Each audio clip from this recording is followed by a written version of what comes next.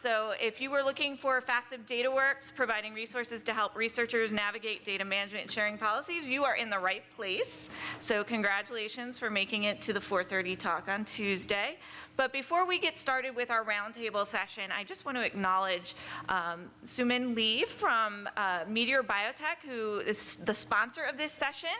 So we want to thank them for their sponsorship. It's their first time coming to the ABRF annual meeting. So, you know, if you have a chance to interact with them outside of this session, please give them a thanks for their support, because without their support, we wouldn't be able to have all this great meeting content. So, all right, so we are here at the end of the day, and I am known for being a high energy person.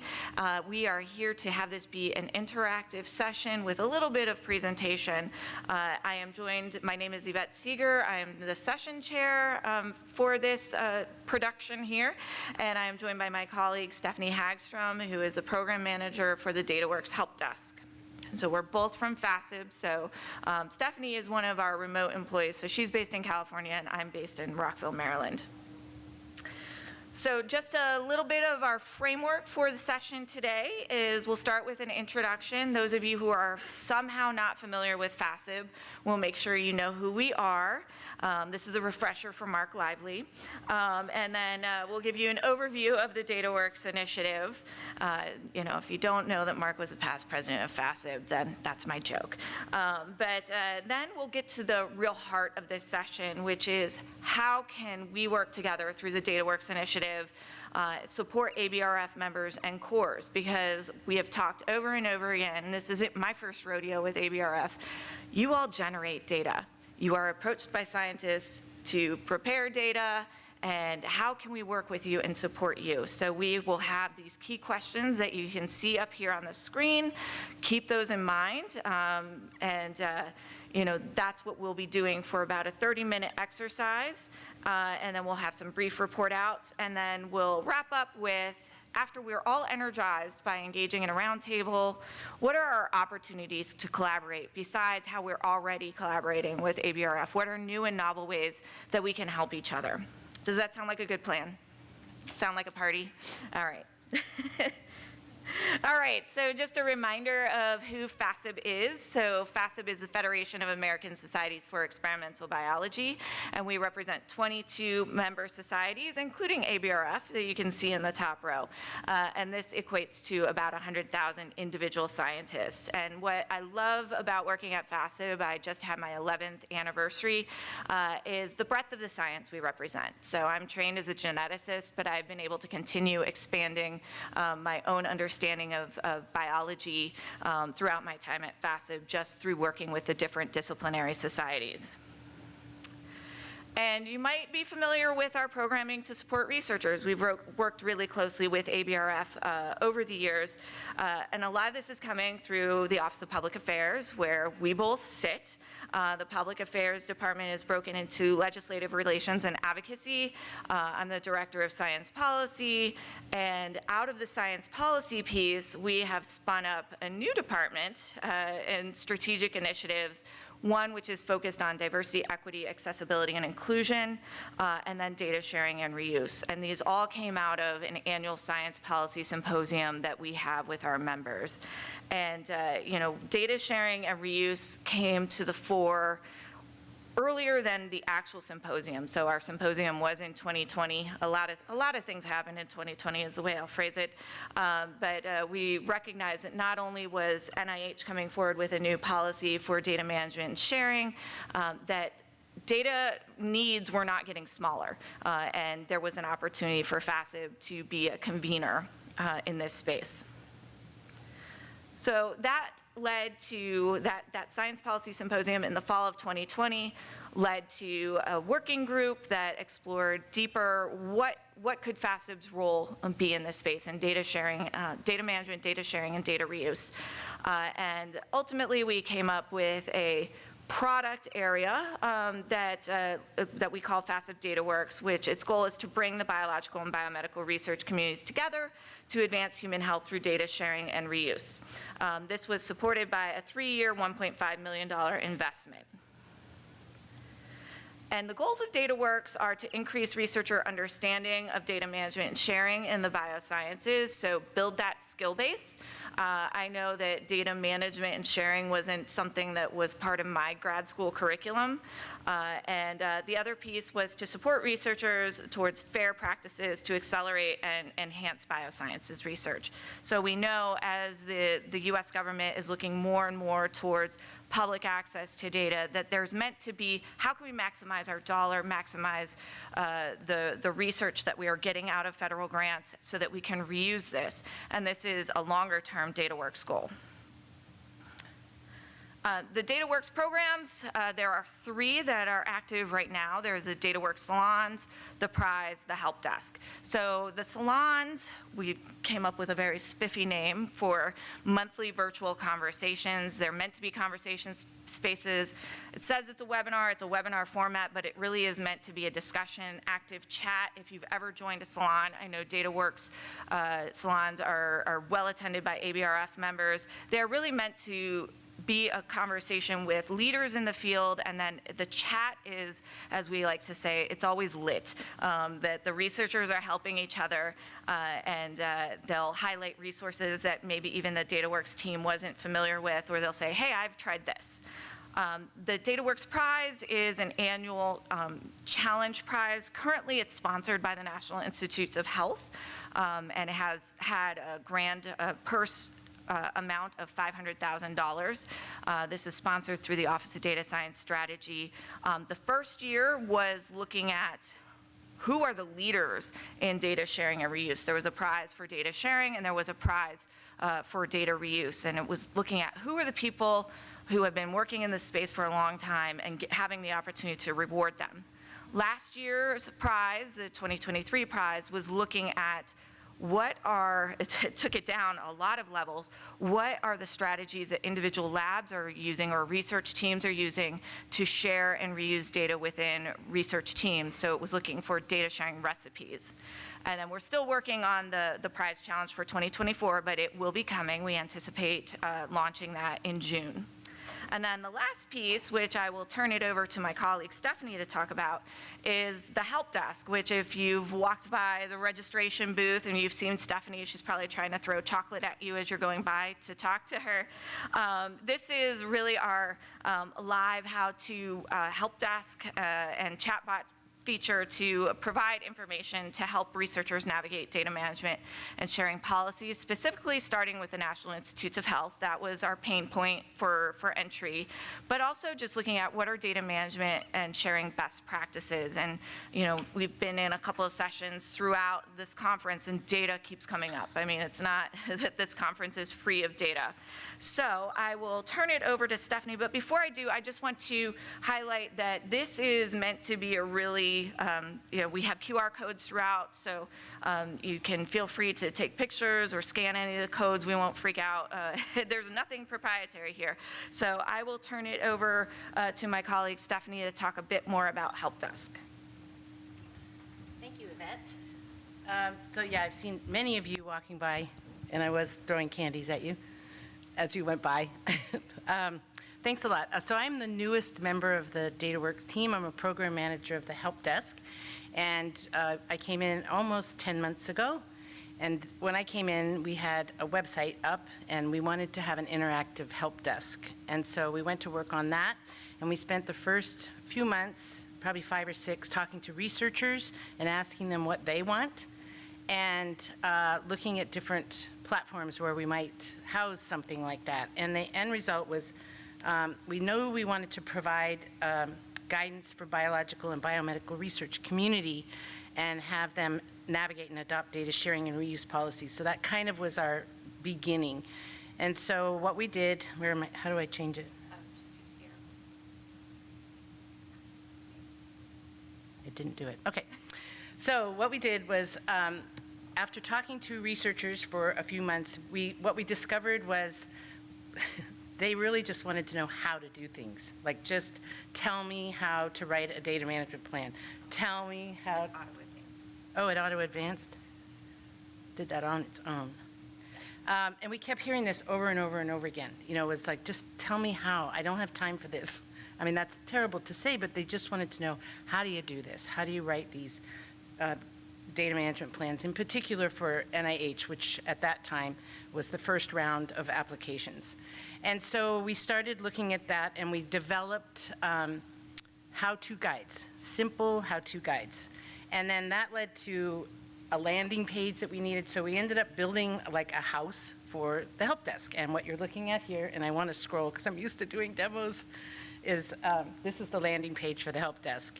And in addition to this here, we also now have blogs and different articles that we're writing about data management in general, in the field of data management and things that are happening. It just advanced again, didn't it? Yeah. So now we have a help desk. I mean, we have a home page and a landing page for people to come for data management. And we have featured articles that relate to data management topics. We have our salons on there. We have recordings of our salons on there. And then once you're there, you can go into our knowledge base, which now is this one. And this knowledge base is built on a platform that is similar to Zendesk, kind of one of those question and answer kind of platforms. And it's a knowledge base. So why is it doing this? Keeps advancing. I have my thoughts, but. What, am I doing the wrong button? You're not doing anything. I think there's a setting on it. Oh, there's a setting on it. So I have to keep looking down. So the knowledge base has how-to guides. And right now we have 13 categories and 40 guides related to data management. We started in January, we started at the neuroscience conference with a beta test of this. And at that point, we only had 12 guides on specifically how to write a data management plan. And we met with a lot of researchers there, including NIH program managers. And they looked at the guides and they said, this is exactly what we need, simple little guides on how to do these things. So we took off from there, and from the 12 after that, we came back and we wrote another, well, now we have over 40 guides. And it's beyond NIH at this point. Now it is how to manage data. How do you do README files? How do you structure your data? What is the metadata things you need? Really general guides. And what we have found, we met with the NIH after the first round of applications, and they said that 20% of the applications that went in had zero budget. Researchers said that they don't need any money for these data management plans. None of these should be zero. None of them. So we realized at that point that there really was some things that needed to be taught at this point. And so we started doing salons on how to budget. We were featuring our guide on how to budget, what you can budget for, what you can't budget for, and so on and so on. So every guide. Our number one guide that is the most looked at is how to find a repository. And so we've done a couple of salons to match that on how to find a repository. Seems to be one of the pain points. The second is budgeting. And then we have quite a few people looking at some of the other ones. But now we're getting more into managing research data. And in particular, before you even get your project started, getting your file system and your folder system and everything in your lab set up. So we're going in that direction now. We also have a live chat bot. And in that, there's a search engine where you can look for a topic. If it doesn't come up, it will ask you, is there something, that you have a question? They send it in, we get notified, and then we find general questions our team can answer. And while I am here, I'm hoping that that's one of the things that we can partner with ABRF with, is having some more expertise around some of the deeper topics that I can't answer. And so I'm in talks with the possibility of getting with some of the committees, the working groups here, and having an opportunity to join one of those monthly meetings and have that discussion. So I can have somebody that can answer these questions that I can't answer. Okay, so that's the next step. And then the most important thing, at the bottom of the page, when you go to the website, there's a place for a newsletter, for you to join the newsletter. And so if you do that, oh, look at this. If you go to the bottom of the page, on the landing page, there's a little thing for a newsletter. And if you go down there and you click on it, you're going to get to this page at DataWorks. And there's a lot of different newsletters at at FASEB. There's a lot of different newsletters, and there's one that says data management, and that's the one I want you to click. Join in and wait and get more information. And that's it for me. Thank you very much. Appreciate it. I'm much better at doing live demos, so that was a little awkward for me. Apologize. Well, that and, your slides kept auto-advancing. It's always technology. So anyway, now we're into the roundtable part of the discussion. And so, as I promised you in the outline of our session today is now the question is, how might DataWorks support ABRF members and cores? And just to preview before we let you loose and have table conversations, is what we're starting to see with the community. So we've talked a little bit about FASEB, we talked about DataWorks, but now, we're really centering on what are the policy expectations. NIH policy has been in effect for over a year at this point. NSF has been updating its policy, but you might have heard about the Nelson memo coming from the White House Office of Science and Technology Policy. Everyone is thinking about how do all these different policies intersect. And so the key thing for us at FASEB and through the DataWorks team is we're at this critical tipping point between the policy and the implementation. The policy has been there. We're trying to create the infrastructure to support the implementation, but we're still at this awkward teenage stage of we're ready to do things, but we're not quite ready to do things. So, the drivers are there, but we don't actually have all the actions aligned. So the example that Stephanie used a couple of times is that people are making the data management plans and they're submitting them with their grants, but they haven't communicated with how much does it cost for data storage and what should I put in my grant regarding data management. There are going to only be more expectations from funders, and not that they want to be punitive, it's just they have to be accountable for the funds that they are distributing. And as I've heard in previous sessions, this is also a rigor and reproducibility aspect. This isn't just an exercise of, an agency saying, we want you to do more paperwork. This is actually trying to keep track of what has been done in an experiment and making sure that it's rigorous and reproducible. So we're seeing all of that coming through as well. And then, what we're seeing in the community is even though we have these policy drivers and we're on that awkward playground seesaw of policy and implementation, is that there's still confusion regarding the expectation. Mainly, I would say that for a lot of researchers, they haven't been prepared for data management and sharing, and they haven't been taught necessarily of how do I organize my metadata. And so, there's a gap for resources that we're trying to fill, or at least collate existing resources through DataWorks. So, one of the things that we certainly want to get out of this session, and hopefully it's useful for you, is we want to hear about your experiences. And so we have about 30 minutes allotted to an activity, and we'll kind of watch the ebb and flow. But, we want to have table discussions of what are you experiencing, and we can consolidate tables as well. There are 3 questions that I'll show on the next slide.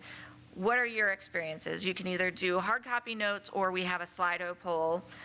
So you can have somebody that's designated as a note taker and a reporter, and then we'll have brief report outs after we're broken out. So as not to spoil things, let's talk about your experiences. So these are the 3 questions we have for you. 1, what questions are you hearing from researchers related to data management? And that QR code is for our Slido, so you can digitally enter. Question 2 is, what are you having to do now that is new or different? And question 3 is, what specific best practices might ABRF be able to champion through DataWorks resources? And as I mentioned, ABRF has been great throughout the development of DataWorks. And so, we know you're handling a lot of data. So what gap can we help fill? So if you want to scan the QR code and go through Slido, or Stephanie has some very handy-dandy DataWorks notebooks that she's handing out, we'll let you break out into your tables if you want to consolidate tables, and I'll let you know when 10 minutes have passed to keep you going through the 3 questions. Sound fair? I'm going to let them have adults, so.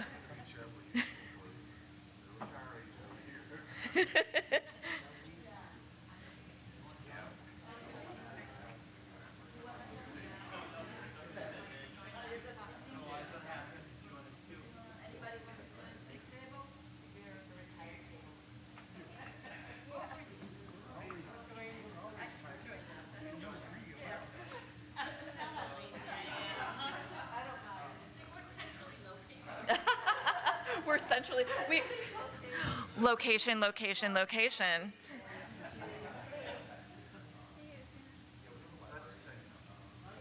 All right, I've got 10 minutes going for try to tackle question 1, and I will keep you on task.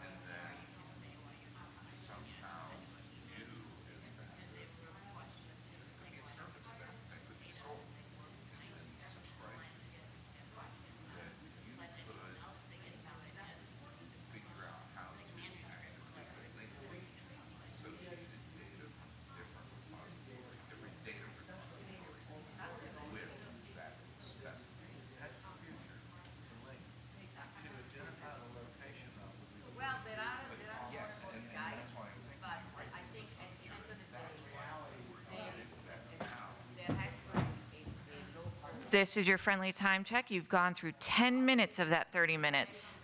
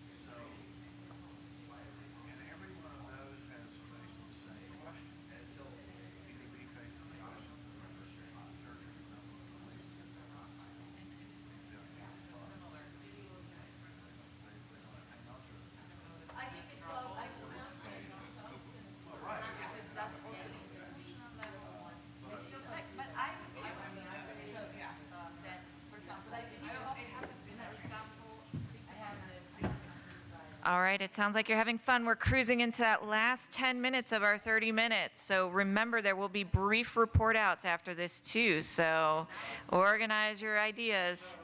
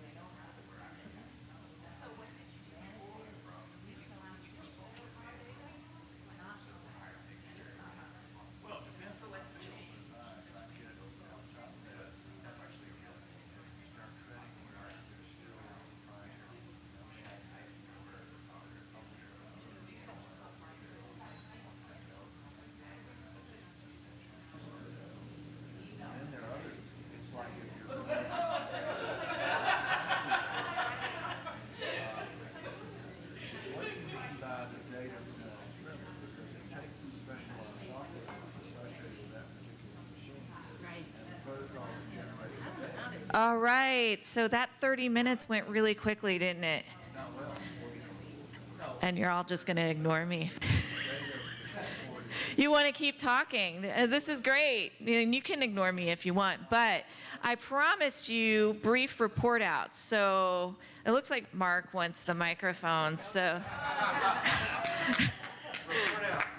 Report out. So if you could give us like the highlights from your discussions, because the fact that I have to bust you apart is awesome. Like the fact that you were all chattering, hopefully you were chattering about data, but what did this table discuss? Hi, Yvette. So we started a discussion about biospecimens and medical data that's associated with those. And then we got into the world of HIPAA a little bit, because that's, and medical records and how that's tied back to those sorts of samples. And that's, I was reminded that there are lots, everybody seems to have ways to deal with this. The CTSA program that you may be familiar with, that NCATS is responsible for, which by the way, Barbara Alving was also responsible for, they require every single CTSA grant site to have a data management plan and ways to deal with the extensive data that they're collecting. So I think DataWorks could learn from talking to the CTSA people, their big consortium. How are they going? How's that going? The other big one that's been there a long time is the PDB, the Protein Data Bank, the crystallography database. Those guys have managed releases of great large sets of database to make accessible for a long time. So I think there are a lot of models out there, but it's so heterogeneous. The question that I think is how is DataWorks going to facilitate this without getting bogged down in a very, very down in the weeds of maybe how do you protect anonymized data from medical records or all of that stuff. CTSAs are heavily involved in that. So that's, you just learn from those guys. Nick, you want to take over? So along that same line is, you know, all of these biospecimens that we have in our different banks, there's data that's probably in, for one sample, maybe in 10 different data repositories. How do we link those together to one sample? And so maybe having a repository just for samples that then somehow, if there was a way to create software that could reach out and then grab and link to these different data repositories. I don't know that that's really out there right now, but that could be a unique niche. And that makes those samples that much more valuable, because, you know, you could have a sample, we were talking about it, you know, we've got GWAS data on a very specific population, and I know that there's probably 20 different data sets that have come out of that. But then there's also other data that has probably been generated, you know, separate from GWAS, that, you know, might be proteomic data or something like that, but that's in a different repository. So I think that's something worth considering, because by having all that together, if somebody is looking for a set of samples, let's take, you know, 50 patients that you know, have had strokes, and you can then link that sample with all the different data associated with it and start to look at that. Imagine some of the you know, in silico studies you could be looking at and doing. That's data reuse on steroids. You can find your collaborators and you would know who has that sample if you want to go and do more studies based on it. I think just being able to know where the data is and whom to contact would be the first, very most valuable. And if that system is set up well, you can then get the information you're looking for. That would be a very unique and proprietary type of approach. I Excellent. Thank you for making more work for us, but I like the idea. No, thank you. I appreciate it. Good start. All right, this table, the real estate table. Oh, you're already reaching. Okay, yeah, I drew the short straw. We had the benefit of having a combination of IT, bioinformatics, and core people here, so we get to compare and contrast. But sticking with the questions as presented, some of the things that we get from the PIs are simple things, very simple. Like they've got their head stuck in the sand. It's like, where do I store it? Can you do that for me? What do I do with my clinical research data? You know, and do you keep my data? And so they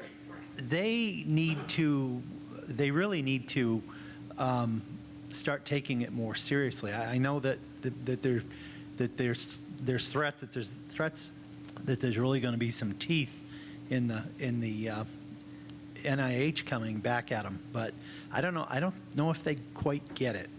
They're busy. They're involved with their research, and I just don't understand if they really get it or not from some of the questions we're hearing.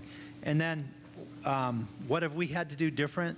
A few things. We've had to discuss a data management policy and start working on that. We've had to figure out, and this isn't true for all of us, but this is just a combination of some did, some didn't. We've actually had to investigate whether or not we could get space on the cloud, because from my own lab, we have a backlog of data that's been generated. It's already been turned into the PIs, but we keep it just as kind of a backup, just in case the dog eats the flash drive or whatever, And so we're thinking about taking these external hard drives that we've got and putting them on the cloud, and at the same time, we've got a budget for that. So we're actually going back to the administration and saying, hey, our guy is going to need X number of hours a week to do this, and we're not going to be generating income because he's not able to run a Luminex or run Flow or whatever he's supposed to be doing. So there's budgeting concerns, cost concerns, and so policy cost and the space for the cloud. And then lastly, we talked about what would be the specific best practices that we might have the ABRF champion to the DataWorks. And one of them was I wasn't entirely sure, and I think this came from another suggestion that was made, that perhaps some of the DataWorks guidelines were more PI specific than core specific. And so we might have the ABRF champion policy and best practices that would benefit the cores to see what we need to do, and as far as our policy, our budgeting, our storage, or whatever we've got to do, and see what they come up with as far as that. And I know it's going to be different because we're dealing with genomics and flow cytometry and crystallography and whatever. But and then the other discussion we had, which was a lively discussion, talked about meta tags on the data and what would be recommended for the tags to identify that data later, and to bring it and to make it more usable, that kind of thing. And that's really, we did go off in the weeds a little bit, but those are the answers to the three questions. But we did have some other discussion too about some good stuff. So. Persistent identifier. Awesome. Yes. Last but not least, and we've had some attrition at this table, not because we ran people off. Who wants a microphone? All right. So we had a shortage of core facility staff at this table.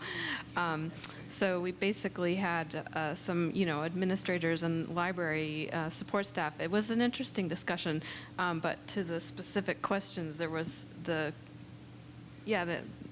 well, anyway. You know, the questions we're hearing from researchers basically are just really basic level. They're basically not making the connection between, they're asking self-interest questions about how can I organize the data and make sure that I can find it when person X leaves, but they're not making the leap to the NIH mandates and how kind of the larger picture.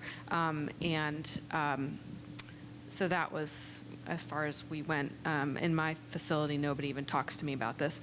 And actually, that's because I'm a very, very small core, and I specifically have a data management policy where I don't do data management. I give it to the PIs, and if they lose it, that is their problem. I don't have the bandwidth, truly, I don't have the bandwidth to handle any of this, and so that is where I draw the line. And so that actually kind of brought up to the next kind of point that we discussed, which was whose responsibility is this, and where are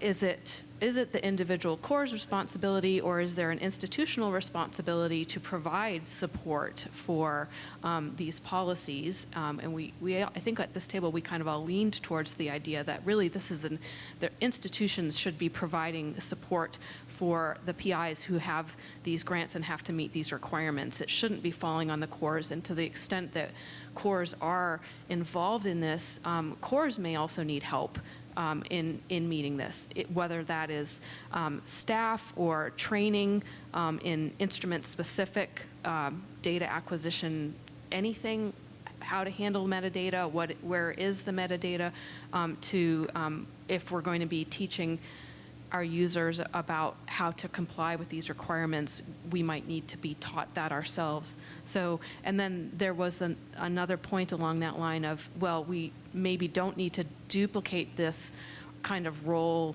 at every single institution, but have more, it might be sufficient to have regional pockets of knowledge of this. Which is where the ABRF chapters come in, might be a good way of providing that. So that was the summary of our discussion.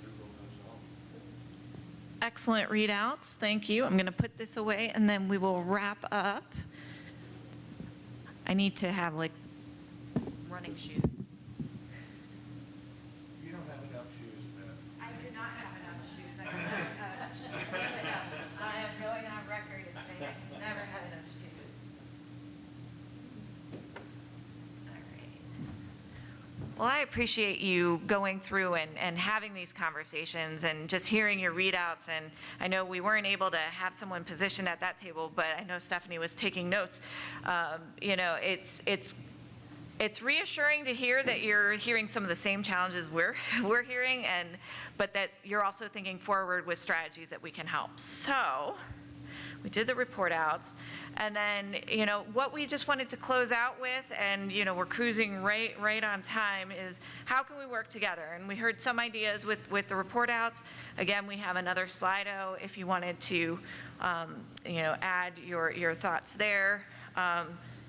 You know, some of the possibilities that we brainstormed were curriculum, and I know that came up at our table, is, you know, what are the obvious gaps that you're seeing in research or understanding of data management where a training would be helpful? Again, thinking about the regional chapters. Is there a course that we could travel with the chapters? And then also providing resources on data management in terms of participating in development of a help desk plan and implementation. I know Stephanie is always looking for additional resources, so she just plays a scientist on TV and leans on everyone else.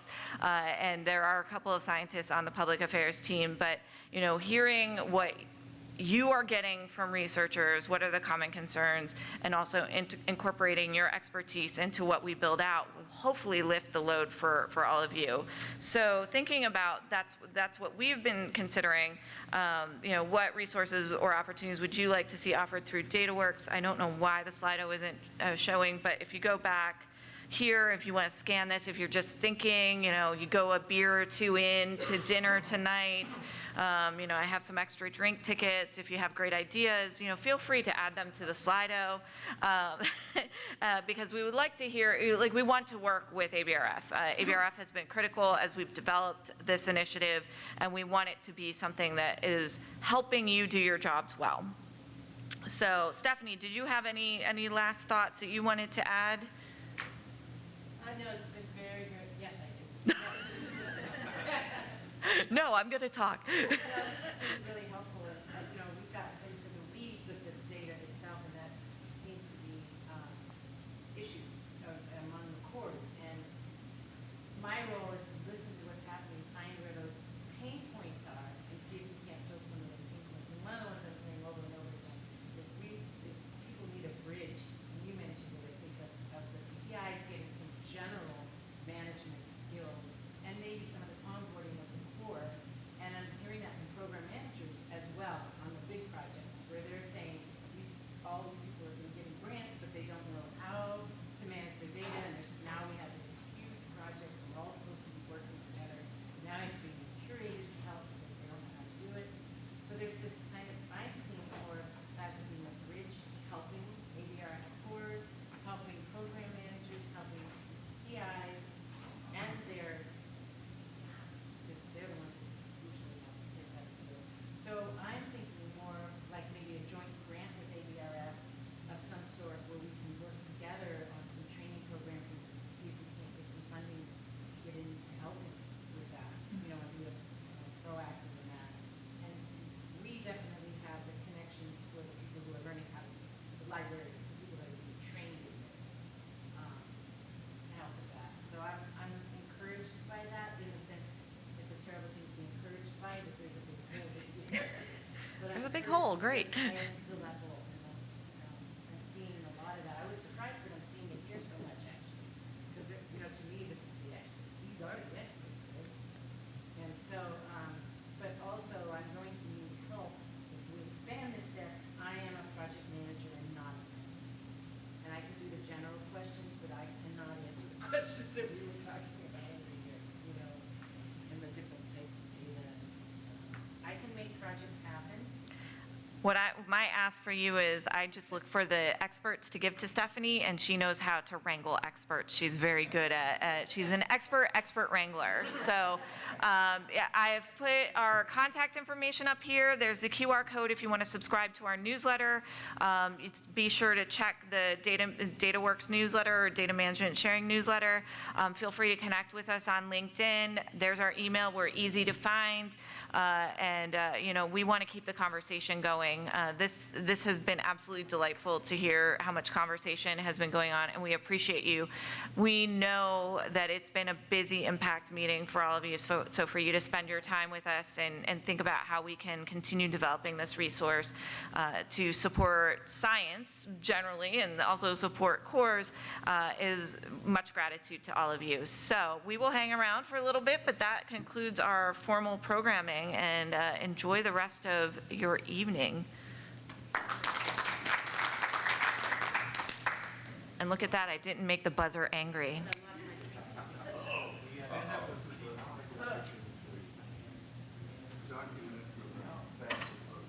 Thank you.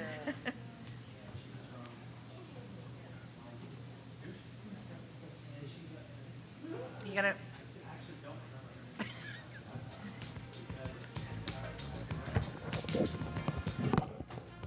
Breaking the mic.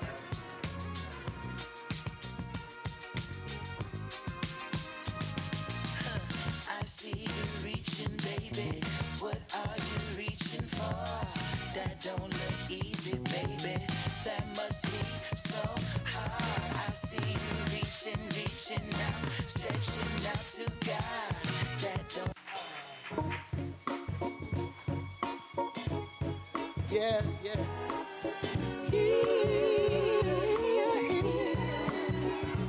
I know your eyes in the morning sun. I feel you touch me in the pouring rain. And the moment that you wander far from me, I wanna feel my arms again, and you come to me on a summer breeze, keep me warm in your love, then you softly me, and it's me. How deep is your love? It's your love. How deep is your love? I really need to learn, 'cause we're living in a world of fools, yeah, breaking us down, yeah, when they all should let us be. We belong to you and me. I believe in you. Yeah. You know the door to my very soul. You're the light in my deepest, darkest hour. You're my savior when I fall. And you may not think that I care for you when you know deep down inside I really do. Baby, you need to show how deep is your love. It's your love, how deep is your love. I really mean to learn, 'cause we're living in a world of fools, breaking us down when they all should let us be. We belong, breaking it, come on, say it. How deep is your love? How deep is your love? I really need to learn. 'Cause we're living in a world of fools, breaking us down, yeah, when they all should let us be. We belong. Come on, let's say it one more time. Y'all help us. How deep is your love? How deep is your love? I really Mean to learn, 'cause we're living in a world of fools, breaking us down when they all should let us be. We belong to you and me. One more time for Yvette.